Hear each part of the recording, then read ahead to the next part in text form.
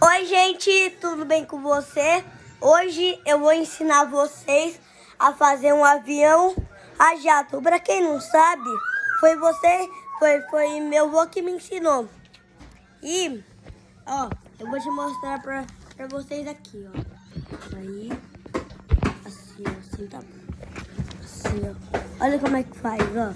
Primeiro você droba uma parte assim, ó. Droba desse tamanho. Ó, eu vou drobar aqui e vocês faz. Eu vou drobar desse tamanho. Assim, ó. Vocês vão drobar assim. Aí, a gente faz a frente do avião, que é simples. A frente do avião. Gente, essa parte aqui é simples, ó.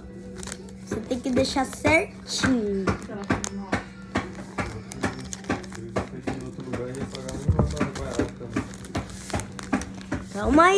Calma aí, gente. Ô, gente, e não te esquece de deixar o like nesse vídeo e se inscrever no canal.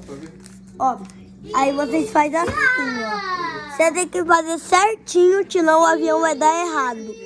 Ó, você vai ter que fazer certinho, senão o avião vai dar errado.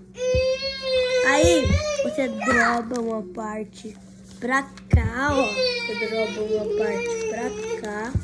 Certinho também, ó. Você vai drobar. Ó, tá vendo que o avião tá aberto assim? Você droba uma parte pra cá. Aí, se vocês quiserem, você abre assim. Você droba dos dois lados de uma vez. Se vocês quiserem, ou vocês dobram um por um.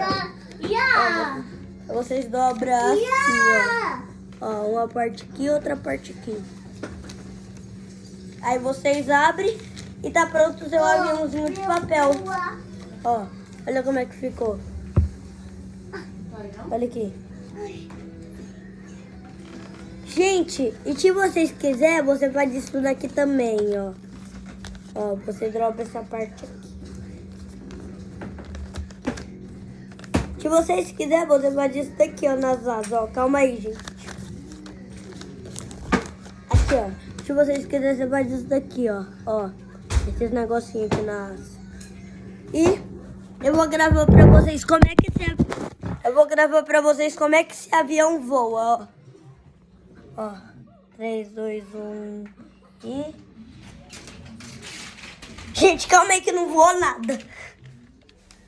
Caso que eu esqueci de fazer um negócio, ó. É assim, ó.